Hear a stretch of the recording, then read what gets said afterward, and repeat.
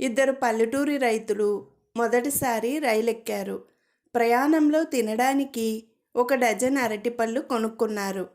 మొదటి రైతు అరటిపండు ఒలిచి నోట్లో పెట్టుకున్నాడు. సరిగ్గా అదే సమయానికి రైలు చీకటి టనెల్లోకి వెళ్ళింది. ఒరేయ్, ఈ పండు తినకరా బాబోయ్ అన్నాడు.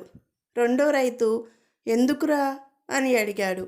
మొదటి రైతు, నేను ఒక్క ముక్క నోట్లో పెట్టుకున్నానో లేదో అప్పుడే నాకు కళ్ళు పోయాయిరా అన్నాడు. టీచర్కి స్టూడెంట్కి మధ్య సంభాషణ. టీచర్, నాకు ఈ పనే కాకుండా చికెన్ దుకాణం కూడా ఉందని నీకెలా తెలుసు అని అడిగాడు స్టూడెంట్ని. స్టూడెంటు, మార్కులు తక్కువ వస్తే తోలు తీసేస్తాను అంటూ ఉంటారు కదా సార్ అన్నాడు. వృద్ధ దంపతుల మధ్య సంభాషణ. పెద్దాయన, ఒసేయ్, నా తల మీద జుట్టు మొత్తం తెల్లబడిపోయింది, మొహం మీద ముడతలు వచ్చాయి, నాకు వయసు అయిపోయిందనిపిస్తోంది అన్నాడు.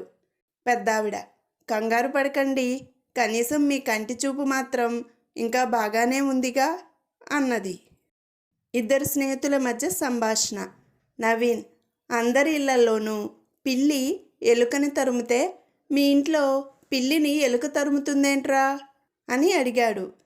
ప్రవీణ్, అదేం లేదురా, పిల్లిని నేను పెంచుతుంటే మా ఆవిడ ఎలుకను పెంచుతోందిరా అన్నాడు.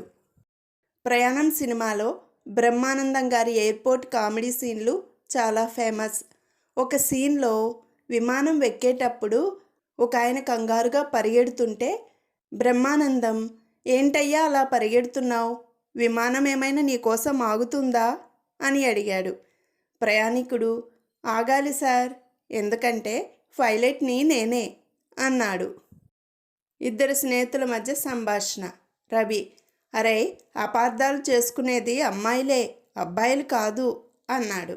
రాజు, ఎందుకని అని అడిగాడు.